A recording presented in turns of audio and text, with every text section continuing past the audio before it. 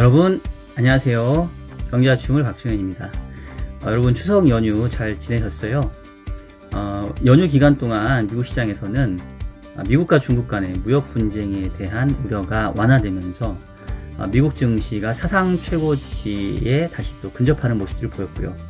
그동안 초강세를 보였던 미 국채 시장은 금리가 급등세로 돌변하면서 상당한 약세를 보였습니다.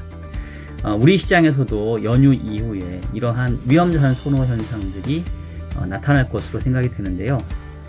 이러한 위험자산의 강세가 지속되기 위해서는 다음 주 예정된 이 9월 FOMC에서 연준이 어떠한 결정을 내릴지가 중요한 변수가 될 것 같습니다. 그래서 오늘 주간 전망소의 이슈 분석 시간에서는 이 다음 주 9월 FOMC에서 우리가 눈여겨봐야 될 변수들이 무엇이 될 것인지, 향후에 어떠한 것들이 중요한 요인이 될 것인지를 한번 자세하게 살펴보도록 하겠습니다. 자, 그러면 오늘도 어김없이 일요일에 만나는 주간 전망소 지금 바로 시작하도록 하겠습니다.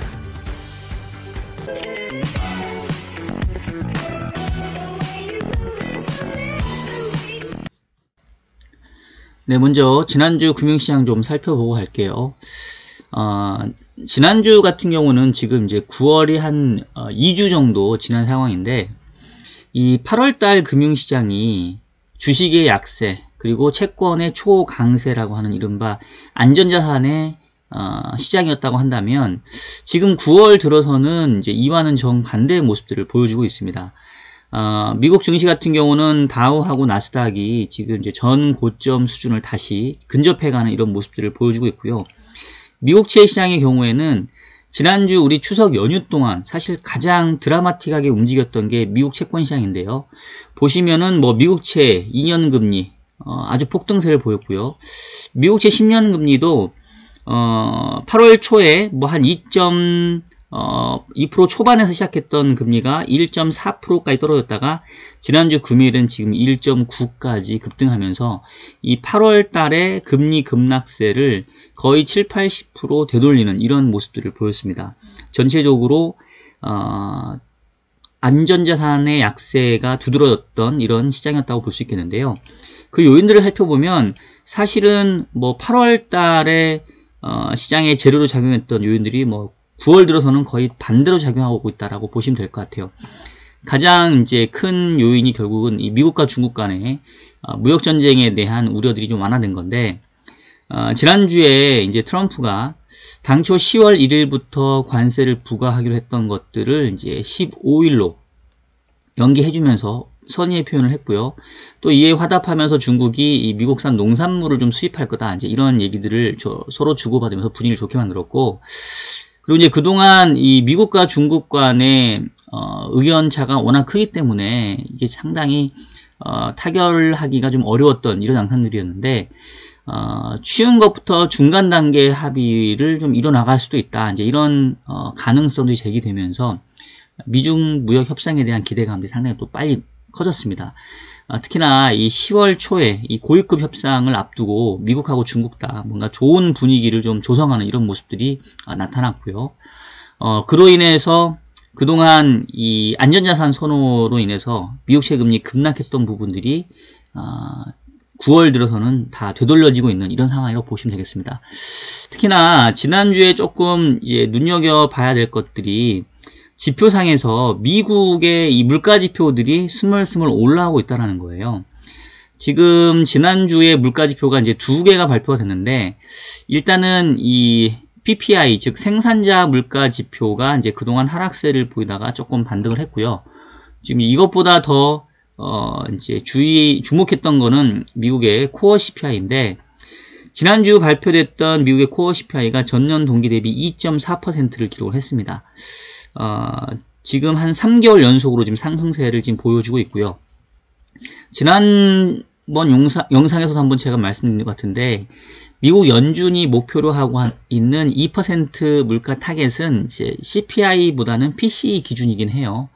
어쨌든 그렇지만 CPI나 PCE 물가 지표나 뭐 추세가 아주 크게 다르진 않은데, 코어 CPI, 즉 핵심 소비자 물가, 뭐 쌀이라던가 유류라던가 이런 변동성이 큰 이런 품목들을 제외한 근원 소비자 물가 지표들이 지금 올라오게 되면서 글로벌리로는 이제 디플레이션 얘기했던 게 엊그제인데 미국에서는 지금 인플레에 대한 얘기가 다시 나오고 있는 상황이거든요. 이제 이러면서 미국채 금리도 그동안의 하락세가 과했던 거 아니냐 뭐 이러면서 상당히 폭등을 했고요. 미국채 2년, 10년 스프레드도 지금 다시 10bp 가깝게 지금 벌어졌고 한 주 동안 뭐 미국채 10년 금리 같은 경우는 거의 30bp 이상 지금 급등세를 보였습니다. 뭐 수급적으로도 내년도에 뭐 미국 시장에서 50년물 국채가 발행될 수도 있다. 이제 이런 얘기들도 좀 나오긴 했습니다. 반면에 이제 ECB의 경우에는 지난주에 그 기준금리는 0% 납두고 이제 예치금리, 지금 ECB 같은 경우는 기준금리를 크게 보면은 두 가지를 쓰고 있다고 보시면 돼요. 그래서 뭐 흔히 말하는 단기 시장 조작금리는 0%인데 예치금리라고 해서 유럽 중앙은행이 시중은행으로부터 이제 자금을 받을 때 그게 뭐 지급준비금이든 초과 지급준비금이든 지금 기존에는 마이너스 0.4%의 일종의 이제 수수료죠. 수수료를 부과하고 있었는데 그거를 이제 마이너스 0.5%로 확대를 했습니다. 그리고 11월부터 이제 또 양적 완화도 재개하기로 하는. 그래서 상당히 이제 유럽 중앙은행은 이 적극적인 통화 완화 정책을 폈는데 그래서 전체적으로 글로벌리로는 디플레에 대한 우려들이 높은 상황인데 지금 미국은 나홀로 강세를 보였고 물가도 지금 올라오는 이런 모습들을 좀 보였어요. 그래서 미국과 미국 이외의 국가들이 지금 차별적인 모습을 보여주고 있는데 어느 쪽에 힘이 더 클지가 앞으로도 계속 상당히 중요한 이슈가 될 것 같습니다. 전체적으로 안전자산이 약화되고 다시 위험자산이 강세를 보이면서 달러화도 다소 약세를 보였고요. 또 이 원자재 시장에서도 또 지난주에 이슈 중에 하나가 이 볼턴 국가안보보좌관이 이제 경질했던 건데 그동안 초매파로 분류가 됐었고 뭐 이란과도 상당히 갈등이 빚었고 또 북한과도 마찬가지인데 트럼프가 이 볼턴을 경질하면서 뭔가 지정학적 리스크도 조금 완화되는 게 아니라는 그런 기대감이 생겨났습니다. 그러면서 유가도 지금 이 이란의 제재 완화 가능성으로 조금 약세를 보였고요. 우리나라의 경우에는 또 이 북한과의 연내에 뭔가 이 정상회담이 좀 열리지 않겠냐라는 그런 기대감들도 불러일으켰습니다. 자, 이런 정도로 해서 지난주 금융시장 한번 살펴봤고요. 다음 주에 우리가 눈여겨봐야 될 경제지표 또 이벤트로 넘어가도록 하겠습니다. 다음 주는 이제 월 중반으로 접어들게 되고요. 지난주에 우리가 이제 추석 연휴로 쉬었기 때문에 다음 주에는 상당히 숨가쁠 거예요. 일단 연휴 동안에 반영하지 못했던 글로벌 금융시장의 흐름 반영을 할 거고, 그리고 다음 주는 가장 굵직한 이벤트가 역시 목요일 날 있을 이 9월 FOMC가 되겠죠. 여전히 그 9월 FOMC에서 금리 인하에 대한 기대가 높은 상황이긴 한데, 앞서 얘기했던 것처럼 최근에 미국에서 이 물가지표가 올라오다 보니까 이 금리 인하에 대한 기대와 확신도 조금 최근에 줄어든 모습들을 보였습니다. 얼마 전까지만 하더라도 9월 FOMC에서 이 25bp 금리 인하 확률을 뭐 거의 99% 반영하고 있었던 게 이 FF 선물 시장인데요. 지금 보니까 80% 이하로 지금 하락을 했고요. 최근에 뭐 금융시장 분위기가 좋아진 거는 좋긴 하지만 반대급부로 이로 인해서 연준의 금리 인하, 통화 완화에 대한 필요성들은 좀 줄어드는 형태가 나타나지 않을까 싶고요. 반면에 이제 그 당일날 뭐 BOE, BOJ 있는데 뭐 사실 BOE나 BOJ나 지금 통화 정책이 크게 바꿀 상황은 아니고 뭐 미국처럼 뭐 지금 물가가 올라오고 있는 상황은 아니기 때문에 통화 정책 스탠스는 여전히 완화적인 모습들을 보일 것 같습니다. 자, 그래서 다음 주에 가장 큰 이벤트는 FOMC가 있다라는 말씀 먼저 드렸고요. 이제 시간의 순서대로 보게 되면 월요일날 눈여겨봐야 될 거는 이제 중국에서 8월달 광공업 생산, 소매 판매, 또 투자 지표가 나오게 됩니다. 최근에 중국 경제 지표를 보게 되면 생각보다 나쁘지 않아요. 상당히 적극적으로 뭐 지준율도 인하해주고 사실상 금리 인하도 해주고 뭐 재정정책도 쓰고 이러면서 경제를 좀 떠받치는 이런 모습들을 보여주고 있고요. 이로 인해서 결국은 중국 입장에서는 미국하고 무역협상을 뭐 추진에는 나가겠지만 아주 서두를 필요는 없다. 뭐 이런 말씀 제가 많이 들었었는데 다음 주 월요일 날 발표되는 지표도 이제 그런 모습들이 아닐까 싶습니다. 그리고 이제 화요일 날 가게 되면은 그 한국하고 호주의 통화정책 의사록이 발표가 되는데 일단 한국의 경우에는 그 금통위 그 당시에 2명의 금통위원이 금리 인하를 주장했기 때문에 2명의 명시적인 금리 인하 주장하는 금통위원 말고도 암묵적으로 금리 인하를 주장하는 소수 의견이 더 있었을지 이 부분을 좀 확인하는 게 관건이 될 것 같고요. 호주의 경우에도 지난 통화정책 회의 때는 뭐 금리 인하를 주장하는 쪽은 없었긴 했지만 정책 스탠스가 추가적인 금리 인하에 대한 얘기가 나왔을 수 있거든요. 그 부분 좀 확인을 해야 될 것 같습니다. 그리고 수요일날 넘어가게 되면은 그 유럽의 8월 소비자 물가 지표가 발표가 되는데요. 지금 앞서 얘기했던 것처럼 그 미국의 경우에는 지금 물가 지표가 스물스물 올라오는 모습들을 보였는데 지금 유럽이라든가 다른 나라의 경우에는 지금 그렇지 못하거든요. 그래서 이 유럽 물가 지표 다음 주 확인해 보면 최근에 이 미국의 물가 상승이 미국 내에서만 벌어지고 있는 것인지 아니면 이게 글로벌리 좀 확산될 수 있는지 이 부분들을 좀 확인할 수 있을 것 같아요. 지금 현재로서는 뭐 크게 뭐 유럽 내에서 물가의 상승 압력은 아직은 나타나고 있지 않은 이런 모습들을 좀 보여주고 있어요. 그리고 뭐 목요일 날 앞서 얘기했던 것처럼 FOMC 또 일본하고 영국 통화정책 회의 있고요. 금요일의 경우에는 또 유럽의 소비자 기대지수가 발표가 됩니다. 자, 지금까지 다음 주 우리가 눈여겨봐야 될 경제 지표 그리고 이벤트 살펴봤고요. 이어서 주요 이슈 분석으로 넘어가도록 하겠습니다.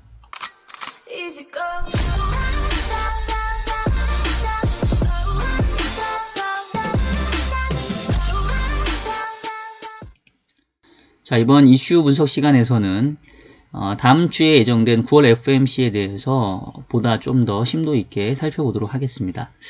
일단 이제 여러분들 기본적으로 아셔야 될 게 FOMC 회의는 이제 연준이 통화정책을 결정하는 회의이고 1년에 8번 있습니다.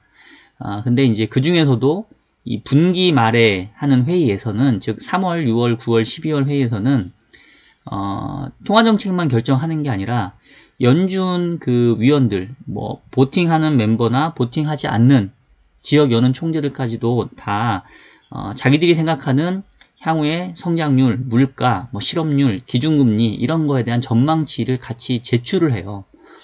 그 중에서도 이제 기준금리 전망에 대해서는 여기 보시는 것처럼 이제 점의 형태로 몇 명의 위원들이 향후에 어느 정도의 기준금리 수준이 될 거다라는 거를 이렇게 점으로 이렇게 찍어서 보여줍니다. 그래서 이제 얘를 점 도표 뭐 이렇게 닷 플랫 뭐 이렇게 얘기를 하죠.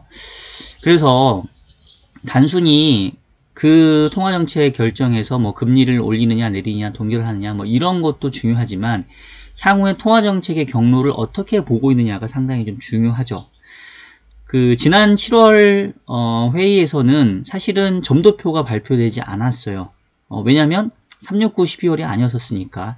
이제 그럼에도 불구하고 전격적으로 금리가 인하되다 보니까 과연 이 7월 달의 금리 인하가 연준 지금 제롬 파월 의장이 얘기하는 것처럼 보험성 성격의 금리 인하, 즉 한두 번 내지는 뭐 한 3번 정도 하는 단발성 금리 인하인 건지 아니면 그동안에 금리 인상 사이클이 끝나고 완전히 금리 인하 사이클로 간 건지에 대해서 점도표가 보여지지 않다 보니까 확인할 길이 없었어요. 그냥 이제 멘트나 최근의 어떤 상황들에 대해서만 이렇게 우리가 유추할 수 있었을 뿐인데 이번 9월 FOMC에서는 이제 바야흐로 수정된 점도표를 보여줄 거란 말이에요. 그래서 그게 어떻게 찍히느냐에 따라서 연준이 현재 이 금리 인하를 단발성으로 생각하고 있는지 아니면 정책 기조가 완전히 바뀐 것인지에 대한 힌트를 얻을 수가 있습니다.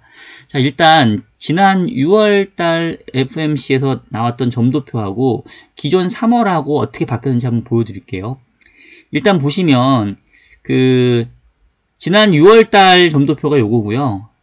그 이전에 3월달 점도표가 이렇습니다. 보시면 19년도에 보면 3월달만 하더라도 대부분 그 우리가 메디안 값이라고 해가지고 평균 값 말고 중간값, 제일 많이 사람들이 한 값, 뭐 이렇게 보면 지금 2.25에서 2.55, 즉 당시에 그 기준금리 수준에서 점도표가 제일 많이 찍혀 있죠. 그리고 이제 위쪽으로 업사이드, 기준금리가 인상될 수도 있다라고 본 위원들이 지금 4명, 2명 뭐 더 있었다는 건데, 이게 지난 6월 달에는 이미 2.25에서 2.5로 머물 가능성들을 여전히 많이 보긴 하지만, 보시면 기준금리가 지금 한 번, 두 번, 한 50bp까지 연말까지 인하될 걸로 보는 연준 위원들이 확 늘어났죠. 그래서 실질적으로 7월 달에 금리가 인하됐던 거 아니겠습니까? 자, 그런데 지금은 이제 19년도는 9월하고 이제 뭐 한 11월, 12월 한 3번 정도 통화정책 회의가 남았기 때문에 지금 이미 한 차례 금리 인하를 했고요. 두 번째 금리 인하가 9월에 있을 것 같고, 추가적으로 연내 한 번 더 할 거냐 말 거냐, 이제 요거가 관심사고요. 그 다음에 이제 더 중요한 거는 이 2020년도의 점도표가 얼마나 더 하향 조정되느냐예요. 지금 지난 6월 버전으로는 여전히 뭐 금리 인하를 보긴 했지만 가장 낮게 봐봤자 1.75에서 2.0, 즉 지금보다 금리 인하를 2번 정도 더 하는 선, 내년까지. 그러니까 사실은 지금 뭐 시장에서 기대하는 거라던가 또 트럼프 대통령이 얘기하는 것처럼 뭐 100bp의 금리 인하가 필요하다. 2.5가 상단에서 100bp였으면 사실 이제 1.5까지 내려가야 되는데 그 정도까지는 보고 있지 않았다는 거거든요. 그래서 내년도의 점도표가 얼마만큼이나 하향 조정될 것이냐가 제가 봤을 때는 더 중요할 것 같고, 역시 내후년도, 그리고 이제 이번 9월 FOMC에서는 아마 2022년 점도표까지 나올 가능성이 높아 보이거든요. 그래서 과연 연준이 7월달 금리 인하 했고, 지금 9월 FOMC에서도 25bp 금리 인하는 뭐 거의 현재로서는 80% 이상 가능성이 높아 보이는데, 그 이후에 연내 한 번 더 할 거냐, 내년도에도 그 금리 인하 흐름을 이어갈 거냐, 이 부분들이 점도표에서 힌트를 줄 수 있기 때문에 이 부분들을 더 주의 깊게 봐야 된다라는 거고요. 현재로서 전망을 해본다면 지난주에 발표됐던 미국의 물가 지표가 좀 힌트가 될 것 같아요. 지금 앞서서도 살짝 언급은 드렸는데, 지난주에 지금 미국 물가 지표가 생산자 물가도 발표됐고 소비자 물가도 발표됐는데 예상치를 다 지금 상회하는 숫자가 나왔거든요. 특히나 미국의 이 코어 CPI 같은 경우에는 지금 3개월 연속으로 전년 동기비 상승률이 올라오면서 지금 2.4까지 기록을 했어요. 지금 연준은 물가 타겟이 2%이고요. 물론 그 2% 타겟하는 거는 이제 CPI보다는 PCE 기준입니다. 그리고 제가 CPI와 PCE의 차이는 말씀드렸어요. 지난주 영상을 한번 참고해 보시고요. 간단하게 다시 설명드리면 CPI는 고정된 물가 바스켓의 전체 물가의 흐름을 책정하는 거고, PCE는 고정된 바스켓의 품목이 아니라 실제 소비자가 소비하고 지출하는 그 기준으로 물가를 책정한다. 그래서 연준은 이 고정된 바스켓의 물가인 CPI보다는 실제 소비자들이 부담하는 소비자 지출 물가인 PCE를 조금 더 중요하게 본다. 이렇게 말씀드렸고, 그 중에서도 변동성이 큰 뭐 유류라던가 내지는 뭐 농산물 가격 이런 거를 제외한 핵심 소비자 지출 물가를 좀 더 중요하게 봅니다. 코어 PC를 더 중요하게 보는데, 지금 이제 코어 CPI하고 코어 PC는 어쨌든 간에 좀 유사한 흐름을 보여요. 그래서 최근 보면 코어 CPI가 이렇게 3개월 연속 올라왔기 때문에 코어 PC도 아마 정도의 차이만 있을 뿐이지 조금은 올라왔을 것 같아요. 그렇다 보면은 연준 입장에서는 지금 전체적으로 봤었을 때 미국 주가도 사상 최고치 부근에 지금 다시 도달해 있고, 최근에 뭐 경제지표 크게 나쁘지 않고, 그럼에도 불구하고 금리를 인하했던 이유가 물가 지표가 목표치를 좀 하회한다, 이제 이런 그 어떤 명분을 가지고 했는데, 이렇게 지금 물가 지표가 올라와 버리면 연준 입장에서는 금리 인하를 공격적으로 할 만한 그런 당위성, 필요성을 갖기가 좀 어려울 수 있거든요. 그래서 지금 분위기로는 이 9월 FOMC에서 금리 인하가 이루어지기는 하겠지만 점도표가 향후에 아주 공격적으로 금리 인하를 시사하는 그런 점도표가 나오기는 좀 어려워 보이고요. 지금 보시는 화면은 그 미국의 FF 선물 시장에서 향후 금리 인하 확률을 지금 어떻게 보느냐인데, 지금 연말까지 보게 되면 기존만 하더라도 9월을 포함하여 추가적으로 2번 더 금리 인하가 진행이 돼서 기준금리가 현재는 2에서 2.25인데 1.5에서 1.75, 즉 2번의 금리 인하가 이루어질 확률, 내지는 그보다 더 금리 인하가 진행될 확률, 이게 합쳐가지고 거의 7, 80% 됐는데 지금은 한 50% 초반대 정도로 지금 낮아져 있습니다. 시장에서도 최근에 이 물가지표의 반등에 대해서 상당히 조금 놀라워하는, 이게 생각보다 물가가 좀 올라오는데 이제 이렇게 좀 생각하고 있다는 거고요. 이런 걸 감안해 보면은 다음 주에 예정되어 있는 9월 FOMC는 현재로서는 다소 금융시장이 좀 부담이 될 가능성이 좀 있어 보입니다. 연준이 금리 인하에 대해서 그렇게 적극성을 띠기가 좀 어려워 보이고, 주가도 지금 올라와 있는 상황이고, 그렇다고 본다고 한다면은 뭐 흔히 말하는 유동성 장세에 대한 그런 기대들도 조금은 약화될 수 있으니까, 실질적으로 주가가 여기서 더 뻗어나가기 위해서는 이 통화정책적인 서포트보다는 이제 펀더멘탈리 경제 여건이 계속 좋아질 거냐, 그리고 지금 미중 무역 협상이 정말로 뭐 중간 단계로 타결될 거냐, 이제 이 부분에 좀 달려 있을 것 같고요. 그러다 보니까 최근에 보면 그 지난주에도 미국 주가가 약간 고점 부근에서 주춤한 부분이 아마 이제 이런 부담도 있지 않을까 싶습니다. 채권 시장 입장에서는 그동안 그 공격적인 금리 인하를 기대하면서 시장 금리가 급락했다가 9월 들어서 지금 모두 되돌린 상황들 거의 지금 한 7, 80% 되돌렸거든요. 그래서 지금은 이제 다시 추후 상황을 좀 지켜볼 것 같고요. 지금 이제 커브 측면에서 미국 제2년과 10년 커브가 다시 정상화됐는데, 연준이 다소 기대보다 도비시한 그런 스탠스를 보여주지 못한다고 한다면 단기 쪽 금리는 하방 경직성이 당분간은 좀 생길 것 같고요.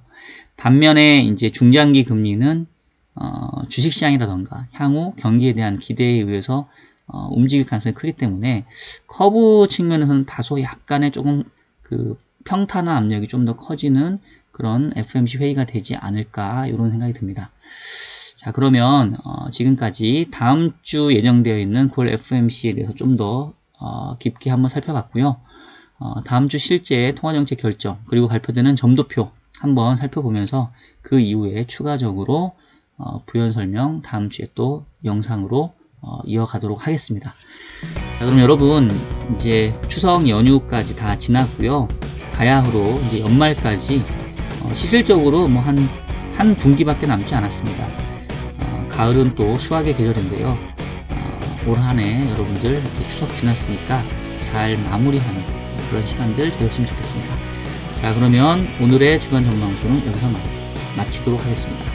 다음 주에 여러분들 건승하시고 다음 주에 찾아뵙겠습니다. 여러분 안녕히 계세요.